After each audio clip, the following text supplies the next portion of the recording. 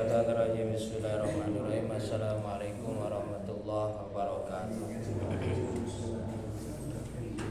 Alhamdulillahirabbil alamin wal aqibatu lil muttaqin wa la udwana illa 'alal zalimin. Asyhadu an la ilaha illallah wal malikul haqqul mubin wa asyhadu anna Muhammadan shadiqul wa'dil amin. Amma ba'du. Allahumma shalli ala sayyidina Muhammadin al-fatih lima ughliqa wal khatim lima sabaqa nasiril haqqi bil haqqi wal hadi ila siratikal mustaqim wa ala alihi haqqa qadrihi wa miqdarihil azim. Rabbi shrah sadri wa yassir li amri wahlul 'uqdatam min lisani yafqahu qawli. Rabbi zidna ilman nafi'a wa rizqna fahma wa amalan mutaqabbala amin.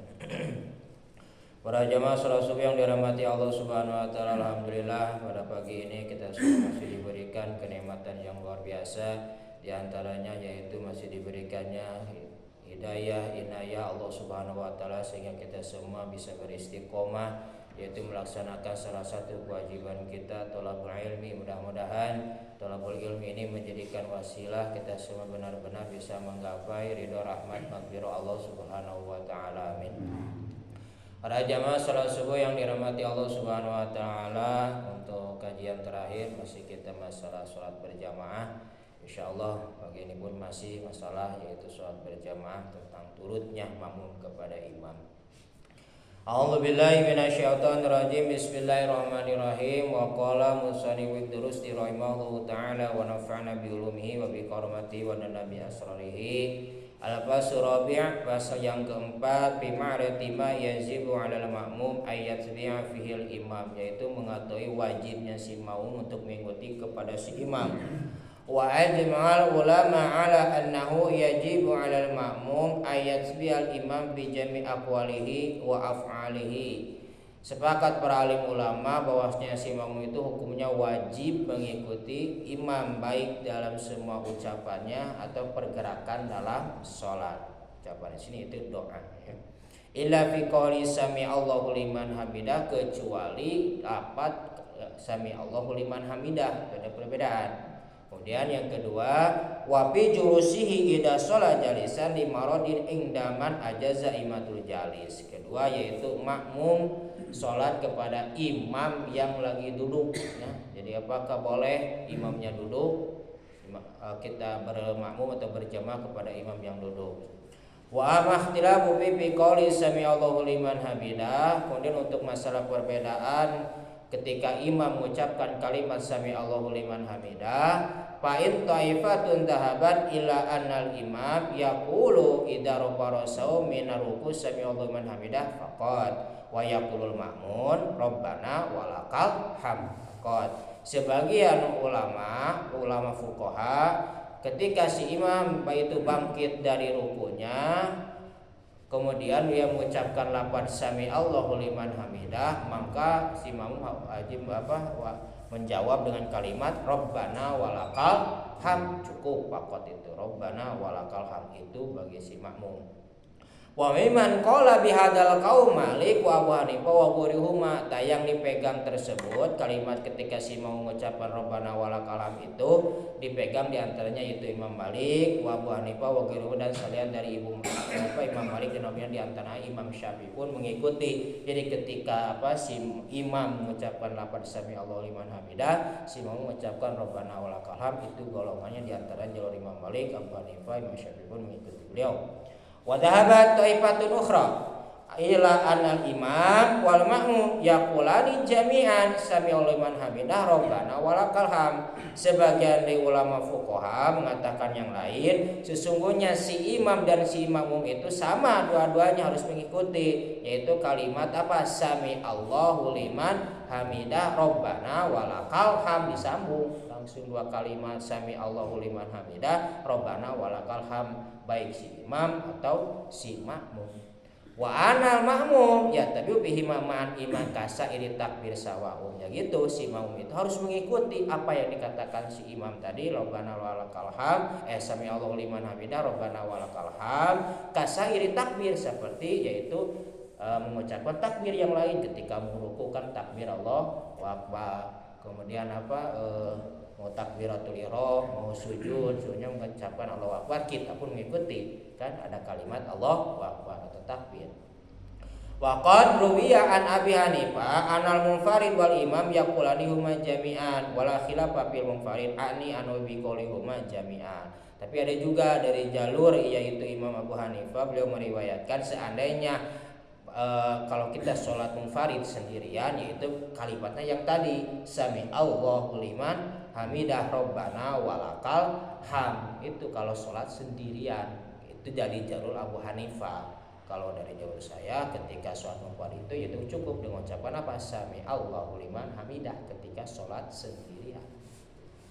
Wa sababu ikhtilaf fi dzalika hadisani mutaridoni, ya terjadinya perbedaan pendapat itu karena ada dua hadis yang kontradiksi. Ahaduma hadis Anas, pertama hadis dari Anas, anna Nabi sallallahu alaihi wasallam, sesungguhnya Rasulullah sallallahu alaihi wasallam qala bersabda Rasul, innama ju'ilal imam liyutamma bih. Ketika dijadikannya imam maka kamu wajib untuk mengikutinya itu si imam. Wa idza raka'a farka'u, ketika ruku si imam maka kalian harus ruku. Wa idza rafa'al farfa'u, ketika bangkit dari ruku maka kalian harus ikut bangkit. Wa idza qala sami Allahu liman hamidah faqulu rabbana walakal ham. Ketika si imam mengucapkan sami Allahu liman hamidah maka kalian harus mengucapkan rabbana walakal ham. Jadi yang jalur dari Imam Malik, Abu Hanifah dan diantaranya Imam Syafi'i, ketika si imam mengucapkan sami Allahu liman hamidah, si ma'um rabbana walakal ham, jalur hadisnya dari Anas. Yang pertama.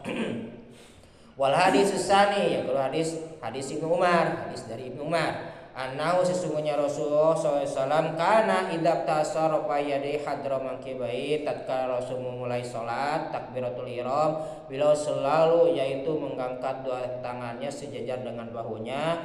Wa idza rafa Rasul min ruku rokohuma kadali kaidon, dan ketika bangkit dari ruku pun ketika beliau pun mengangkat tangan yaitu sejajar dengan bahunya. Waqala, kemudian Rasul berdoa sami Allahu liman hamidah, beliau mengatakan sami Allahu liman hamidah rabbana walakal ham. Ini yang tadi sisa dari apa?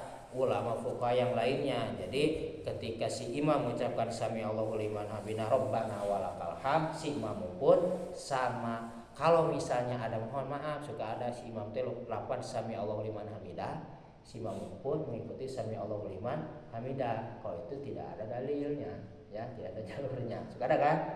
Si imam lapan sami Allahu liman hamidah, si imam mengucapkan itu sami Allahu liman hamidah. Jadi yang ada jalurnya itu pertama si imam mengucapkan sami Allahu liman hamidah, si imam menjawab rabbana walakal ham. Kedua yang bisa itu si imam mengucapkan sami Allahu liman hamidah rabbana walakal ham, si imam pun sama sami Allahu liman hamidah rabbana walakal ham. Kalau cuma sami Allahu liman hamidah saja itu tidak ada apa jalurnya, ya. Itu ketika lapar sami Allahu liman hamidah wajib turut antara apa si makmum kepada si imam. Wa amal mas'alatus tsaniyah, masalah yang kedua yaitu salatul qaim khalfal qaim, salatnya yang berdiri di belakang imam yang duduk. Fa'in hasilal qaul pihak anal ulama itafaqu ala annahu laisa sahih ayyusila fardhan qaidan idza kana mufridan aw imaman liqouli ta'ala wa qumu lillahi qanitin. Sepakat para ulama asalnya bahwa bagi orang yang sehat itu salatnya tidak boleh duduk, baik dalam keadaan munfarid atau dalam keadaan berjamaah atau jadi imam. Karena dasarnya dari firman Allah Subhanahu wa taala surah Al-Baqarah ayat 238, wa qumu lillahi qanitin, dirikanlah. Bahasa qumu itu dapat koma, artinya dirikan itu berdiri. Makanya lillah karena Allah, qanitin dengan ibadah itu secara khusyuk. Wa khatalafu idza kana al-ma'mum sahihan fa shalah khalfa imam marid yusolli qaidan alas sitiko aqwalin. Berbeda pendapat para ulama bagaimana si makmum yang sehat namun si imamnya sakit, kemudian dia sholatnya dalam keadaan duduk. Itu terbagi 3 kaul. Ahaduha annal makmum yusalli khalfahu qa'idan wa mimman qala bihadzal qaum Ahmad wa Ishaq. Pertama, kaulnya itu dari jalur Imam Ahmad dan Imam Ishaq, bahwasanya kalau si imamnya duduk, si makmum pun harus duduk. Ya, jalurnya dari siapa? Imam Ahmad dan Imam Ishaq walaupun sehat ya itu tapi jalur beliau.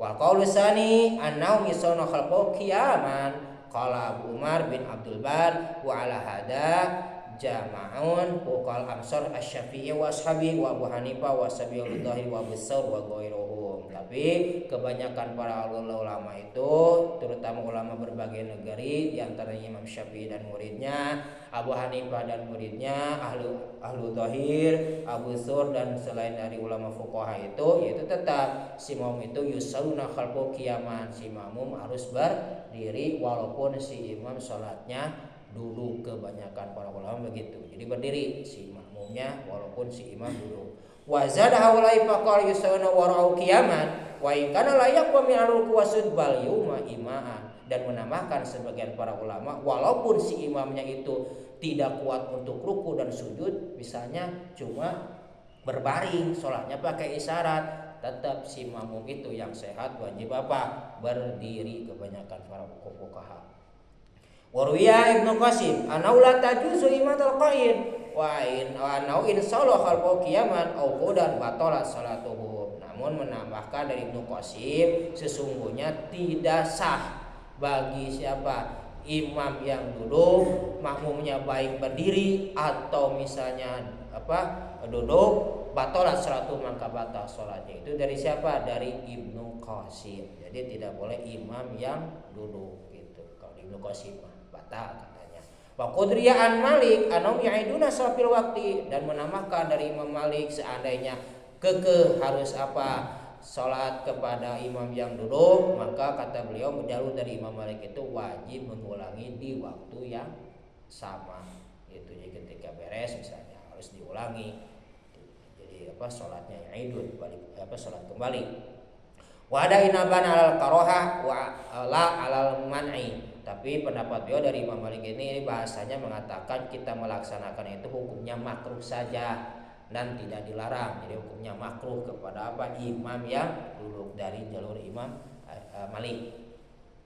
Kalau dari Imam Syafi'i dan Abu Hanifah itu sahabat-sahabatnya tadi tidak apa-apa, yang penting kita dalam keadaan berdiri. Wasabu ikhtilaf itu ainul asar fi dzalika umratul amal lil asar a'ni amalul ahli al Madinah inda Malik. Terjadinya perbedaan pendapat itu tetap ada kontradiksi hadis dan kontradiksinya amal pekerjaan ahli Madinah, ya orang-orang Madinah terdahulu, terutama dari jalur Imam Malik. Wa dzalika anna fi dzalika hadisain mutaradiyin, ada dua hadis yang kontradiksi. Ahaduhuma hadis Anas, pertama tentang hadis dari jalur Anas, wa huwa qaulai sallallahu alaihi wasallam, dasarnya itu dari sabda Rasulullah sallallahu idza shalla qa'idan fasallu qu'udan. Ketika kalian ketika si imam sholat duduk, maka kalian harus sholat duduk. Jadi yang pertama hadisnya dari siapa? Anas, dipegang sebagian dari para ulama, di antaranya siapa tadi? Imam Ahmad dan Imam Ishaq. Ketika misalnya kita sehat, si imam duduk, kita sholat duduk misalnya, itu tidak apa-apa. Namun jauhnya yang tadi. Wa hadisu Aisyah pimanahu. Kedua hadis dari Siti Aisyah dalam manana wa huwa annahu sungguhnya Rasulullah, yaitu wahwa semuanya Rasul itu syakun dalam keadaan sakit, jalisan duduk, wasola warahu kaumun kiaman, dan sholat di belakang baginda Rasul itu kebanyakan sahabat itu berdiri. Fasyara ilaihim aina jelisu falan sorofa. Kemudian Rasul memberikan isyarat kepada sahabat untuk duduk ketika Rasulullah mengimami waktu duduk. Wa isarofa qala, ketika sudah beres Rasul berkata, inna majuilal imam yu'tama bih. Ketika dijadikan imam maka kamu wajib mengikuti bagaimana pergerakan imam. Wa idza raka'a farka'u wa idza rafa'a farfa'u wa idza shalla jalisa fasallu julusan. Ketika imam ruku kalian, ketika imam bangkit ruku bangkit, ketika salatnya duduk maka kalian harus salatnya duduk. Ini diperkuat dari Dari hadisnya Siti Aisyah dan yang dipanggil tadi Anas gitu. Wa hadis tsani hadis Aisyah, tetap hadis yang kedua dari Siti Aisyah, anna Rasulullah SAW kharaja, Rasulullah keluar, kemudian bimardi dalam keadaan sakit, alladzi tuwafa minhu, yang mana sakitnya itu menyebabkan mau mendekati wafatnya baginda Rasulullah. Fa'ata, maka datang Rasul ke masjid, wajada Abu Bakrin wa huwa qaimun yusolli bin nas. Kemudian Rasul melihat Abu Bakar menjadi imam dan melaksanakan sholat bersama sahabat. Fastakhiru Abu Bakrin, Abu Bakar itu mundur. Fa asyara ilaihi Rasulullah memberikan isyarat kepada Abu Bakar, annama kama anta. Tetaplah kamu dalam kondisi yaitu jadi imam, itu posisinya. Kemudian fajalasa Rasulullah duduk ila janbi Abu Bakrin, salatnya di pinggir Abu Bakar tapi sejajar dengan Abu Bakar. Wakana Abu Bakar yusholli bisati Rasulullah, kemudian bukti Abu Bakar itu salat beserta Rasulullah. Wakana nas yusholluna bisati Bakrin, kemudian sahabat yang lain pun salat beserta Abu Bakar. Fahadabanas fi hadis mudhabi madhabun nasi. Nah, jadi gitu. Jadi yang kedua yang dipegang para ulama fuqaha tentang apa si makmum wajibnya apa berdiri, terutama yang sehat, dan si imam bolehnya apa duduk karena sakit, yang dipegang oleh kebanyakan ahli fuqaha. Kemudian walaupun dalam hadis yang kedua tadi ada masalah apa kontradiksi, mengambil tentang masalah nas dan mengambil dari jalur tarjih. Tarjih itu mengunggulkan salah satu hadis, diantaranya anna Nabi sallallahu alaihi wasallam kana yaumun nas, ada yang menganggap bahwa yang jadi imam itu ketika sejajar dengan Abu Bakar baginda Rasul, bukan Abu Bakar. Wa ana Abu Bakar karena musmi'an, sesungguhnya Abu Bakar itu menjadi makmum sebagian. Li'anula yajuzu ayyakuna imamani fi sholati wahidatin. Jadi memahami ketika Rasul duduk itu bahwasanya boleh sholat itu apa di imam yang duduk. Karena apa? Tidak boleh bukti ada dua imam, cuma Rasul mengisyaratkan apa Abu Bakar tidak boleh mundur gitu. Inna nasakan kiaman wa Nabi sallallahu kana jalisan fa wajaba ikun hadam min fi'li alaihi wasallam. Jadi akhirnya ketika Rasul duduk bahwasanya boleh kita berimam kepada apa si imam yang duduk. Idakan akhir fi'li pada aksian liqali nafi mutaqaddaman, walaupun yang akhirnya pun ada sebagian dari ulama itu menasih, itu nasih itu menghapus dari sebagian sejarah atau hadis tersebut. Wa man dhaba madu tarjih fa inna rajo hadisu Anas bi anna qala in hadzal hadis fa Qadid tarobat, sungguhnya dari jalur Anas itu hadis yang diunggulkan dari salah satu hadis yang disebutkan, dan hadis yang ada keruncuan riwayatnya gitu ya. Masalah apa tadi ketika imam duduk sholat si makmum pun duduk, itu jalur hadisnya ada apa Qadid tarobat, ada keruncuan dalam masalah apa riwayatnya gitu. Walaupun ada hadis yang terakhir kata baginda Rasul, man mata nabi hatta yaum rajulun min ummatihi, sungguhnya tapi hadisnya dhaif ya, tidak akan mati baginda Rasul sebelum ada apa yang menjadi imam dari salah satu sahabatnya yang mengimami beliau, karena kami selalu jadi imam di beliau, tidak akan mati sebelum ada salah satu sahabat menjadi imamnya beliau. Itu diantaranya kisah dari tadi Abu Bakar itu, walaupun hadisnya dhaif tetap. Jadi yang mengambil dari hadis yang tadi itu yang kedua, ketika apa Abu Bakar jeung Rasulullah sejajar, sahabat itu yang lain saat itu berpadu kepada siapa baginda Rasul yang lagi duduk, dan akhirnya para ulama fuqaha mengambil bahwasannya sholat si makmum berdiri kepada imam yang duduk itu hukumnya boleh. Maka barangkali ada pertanyaan tentang bacaan imam Al-Fatihah ya. Itu ada yang membaca Al-Fatihah setelah Al-Fatihah terus menunggu makmum ya. Ukurannya ada yang selesai Al-Fatihah lagi imam itu ukuran panjangnya, ada yang sebentar aja nunggu. Jadi diukur itu dilihat imam itu diam dulu setelah membaca Al-Fatihah, dia menunggu makmum menyelesaikan Al-Fatihah. Nah, jadi makmum membacanya ketika si imam baca surat yang lain. Enggak, yang justru diam. Oh, yang diam cuma menyimak. Yang imam itu. Sebetulnya ini kajian besok ya. Ya. Ini kajian besok apa-apa. Iya, jadi itu ada beberapa ya ini kawal ya, di antaranya ada yang menyimak ketika imam baca Fatihah, itu menyimak bisa ada ya. Ada juga mengikuti imam sesuai bacaan yang imam bacakan. Ada juga yang itu mengambil apa memperhatikan bacaan terutama umul kitab dari jalur Abi Syafi'iyah itu memperhatikan dulu menyimak Fatihah, karena Fatihah termasuk rukun salat. Jadi simak dulu si imam, kita baca Fatihahnya ketika si imam baca surat yang lain. Itu mungkin yang itu Pak. Nah, ini imam itu memang diam setelah membaca Al-Fatihah ya. Diam, dan diamnya itu seukuran membaca Al-Fatihah makmum. Menunggu belum baca surat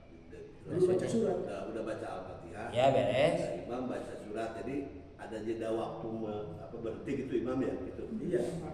Paling biasanya mendengarkan lapan amin itu maksudnya Biasa kan Saya pernah baca di udah sholat amin gitu kan imam diam dulu. Itu biasanya 3 ayat. Menunggu sehingga alhamdulillah dari 3 ayat dan mengambil ayat yang pendek tinggal segitulah. Jadi makmumnya itu baru baca dulu Al-Fatihahnya karena jangan sampai kesama dengan makmum dengan imam nggak baca Al-Fatihahnya. ya. Jadi makanya ada yang diam seperti itu. Memang ada kajian seperti kajian Kalau saya di Bulu-Bulu Marum. dari Hidayat juga yang suka Jadi maksudnya pertanyaannya itu kenapa mungkin ya bisa nggak Pak Wali? Iya. Boleh enggak begitu? maksudnya Makanya imam diam. ya. Jadi setelah membaca Al-Fatihah, setelah amin, diam dulu. Seperti sebagian ada seperti tadi ya, sebagian kira-kira di jeda lah, jeda. Ya. Tapi ini jedanya lama, sebagai seukuran Al-Fatihah. Menunggu imamum, menunggu makmum baca Fatihah. Ya. Kan ini hadisnya kan innama ju'ilal innama ju'ilal imam liyutama bi. Jadi yang wajib diikuti itu bukan makmum, tapi siapa? Imam. Kalau mengikuti hadis tersebut gitu ya. Maksudnya yang menjadi patokan pertanyaannya jadi berarti posisi tadi si imam mengikuti makmum. Kalau posisi tadi ya, kalau tadi ada jeda nunggu gitu ya. Kalau mengikuti hadis yang tadi, kebanyakan hadis itu biasanya gitu. Inna majuilal imam liyutama bi. Jadi bukan si imam mengikuti makmum harus menunggu si makmum, tapi si makmum harus mengikuti imam. Misalnya gimana kalau Fatihahnya belum selesai?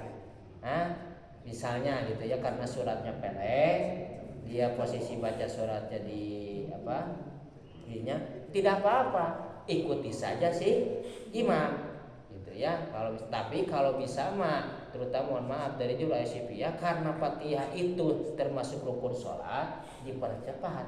Kalau kita sudah mendengar surat yang dibacakan imam itu pendek ya, kalau bisa, karena itu termasuk rukun sholat itu. Walaupun salah satu rukun misalnya emang satu rukun tidak terkena, ya diantaranya pembaca Fatihah, itu jangan sampai ketika rukun tidak dapat lagi, ketinggalan. Berarti kalau misalnya rukun tidak dapat 2 rukun, kalau udah 2 rukun batal hukumnya. Gitu. Kalau misalnya cuma Fatihah tidak tamat sebetulnya tidak apa-apa, karena satu rukun kita tertinggal. Semaksimal mungkin ketika mendengar si imam surat pendek, percepatlah bacaan Fatihah. Gitu. Jadi kalau untuk masalah nunggu emang ada dalam kitab Bulughul Maram gitu ya, masalah nunggu emang ada.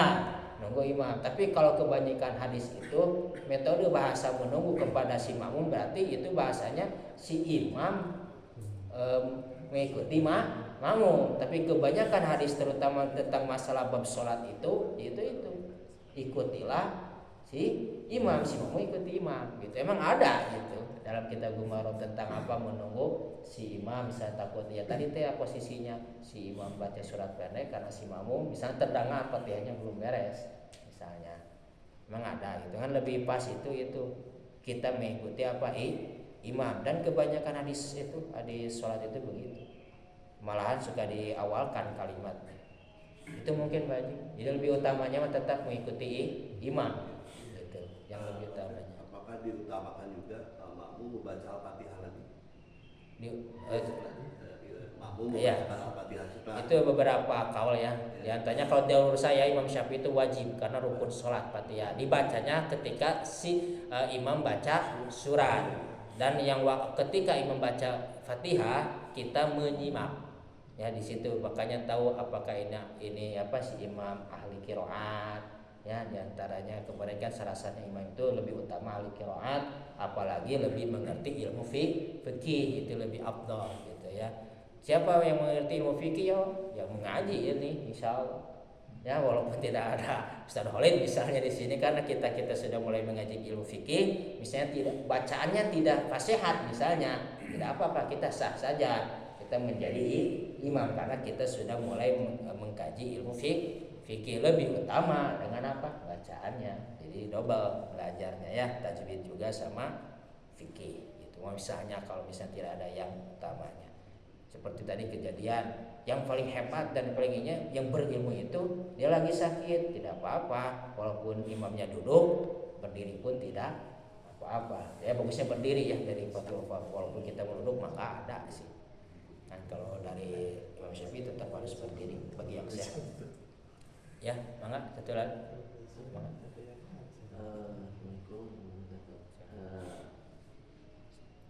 Sholat berjamaah yang disirkan itu kan hanya maghrib bisa subuh. Yang sir Sebenarnya bagian sir itu mah jahar ya. Kalau maghrib bisa subuh jahar. Oh iya. Nah kadang-kadang antara zuhur asar saya pernah waktu berjamaah Ya. ada makmum imamnya ini nggak bersuara, cuma kedengaran sebelah saya gitu kan. Ya, keras. Kan salah satu sahnya sholat itu kan harus khusyuk. Ya, tidak boleh mengganggu. Ini gimana tuh? Yang setelah ini apakah ada dasar dalil dan hadisnya gimana?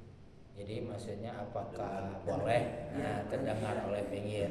Kalau bahasa Syriah, artinya Syriah itu tidak boleh terdengar oleh penggir. Bahasa Syriah itu untuk masalah gimana batal atau tidaknya untuk sholatnya insya Allah sah saja. Namun itu bisa mengganggu orang lain. Mungkin bahasanya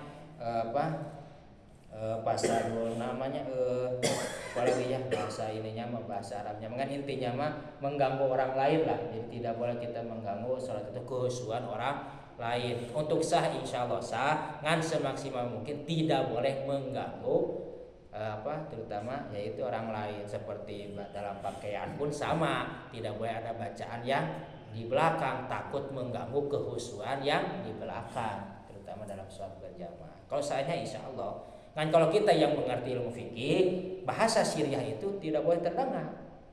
Ya. Kalau kita yang sudah mengkaji, kalau mesinnya yang masih ini udah kebiasaan dari kecil, ya semaksimal mungkin ada dirubah sedikit volumenya gitu ya.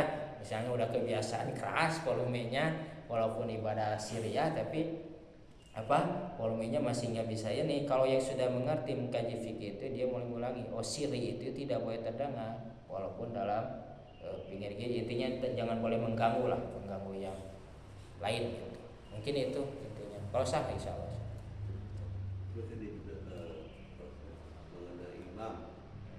Ketika kita udah komat itu dia masih menyampaikan risalahnya.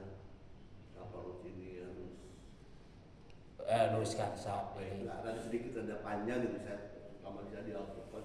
Ya. Jadi sebelum mulai itu dia imam itu menyampaikan risalah dikit gitu.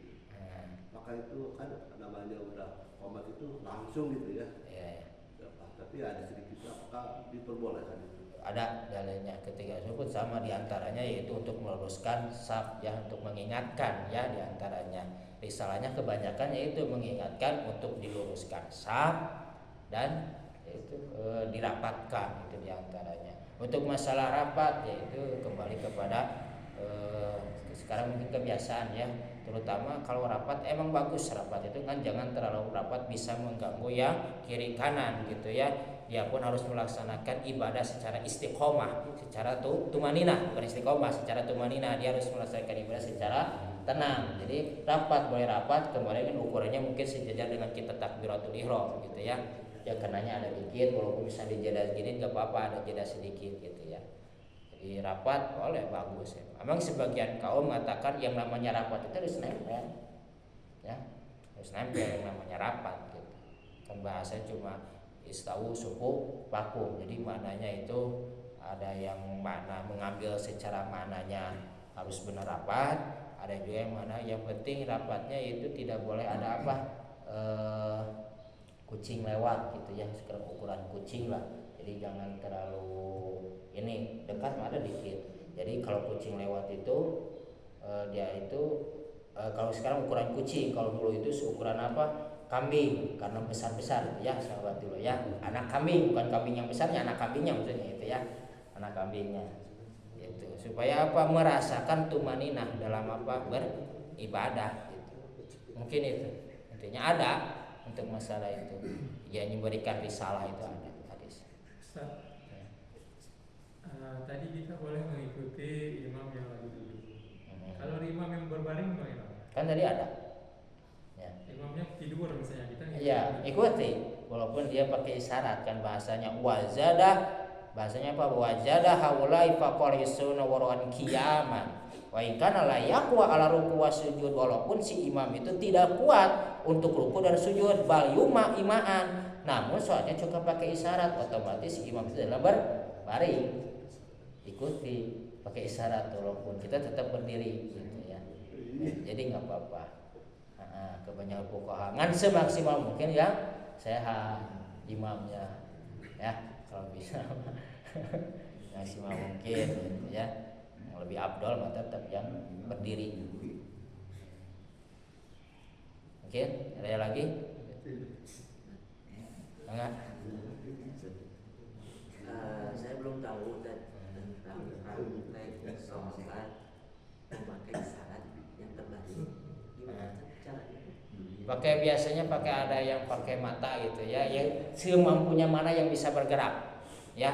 Dan kebanyakan itu ada, kalau misalnya tangan pakai bergerak, tangan pakai takbiratul ihram, cukup saja takbiratul ihram. Untuk masalah ruku dan ininya pakai isyarat saja, pakai mata kebanyakan isyarat gitu ya. Beda dengan yang lagi sholat itu ada pergerakan. Melihat matanya dia. Iya, kayaknya gitu. Kan ada kalimat Allahu Akbarnya.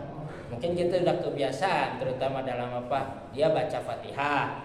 Mungkin kita udah tahu ya, dia baca Fatihahnya. Namun ketika ada kalimat Allahu Akbar, kita ada pergerakannya. Makanya lebih utama itu si imamnya yang apa ya? Sehat tetap ya. Kalau misalnya takut bingung mah. Kalau benar-benar sebenarnya sudah tidak ada, cuma dia saja yang mengerti sholat dan sebagainya. Sampai itu kalau sebetulnya kalau kita udah paham berdiri itu berarti kita pun sudah mengerti. Lebih utama apa ya? Sehat gitu. Itu Mas ya. Mungkin yang sudah Fatihah takbir itu udah kebiasaan, kita tahu sebetulnya. Walaupun dia pun cuma pakai mata. Dia enggak mau itu. Cuma ini mah takut ada aja tragedi gitu ya. Takut ada kejadian, itu hukumnya sah. Namun tapi semaksimal mungkin itu apa? Ya itulah yang sehat. Itu mungkin Mas. Ya. Kan sering kita lihat ada sholat tarawih yang 21 rakaat, 23. waktunya nggak sampai setengah jam itu. Kira-kira satu ya. Insya Allah ya, yang penting mah ada apa syarat rukun yang dilaksanakan secara hukum apa, secara hukum fikih. Untuk masalah diterima dan enggaknya itu urusan Allah. Yang penting laksanakan rukun dan syaratnya gitu ya. Ada yang sampai cepat gitu ya. Yang penting diantaranya imamnya yaitu tanggung jawab beliau itu, makanya jadi imam terutama dalam bacaannya dipercepat itu. Emang dalam bacaan kira itu kan terbagi 3, hadar, tawasud, terus tam. Hadar cepat, yang asalnya 4 rakaat 2 rakaat, 4 rakaat apa? 4 harkat, bukan 4 rakaat ya, 4 harkat.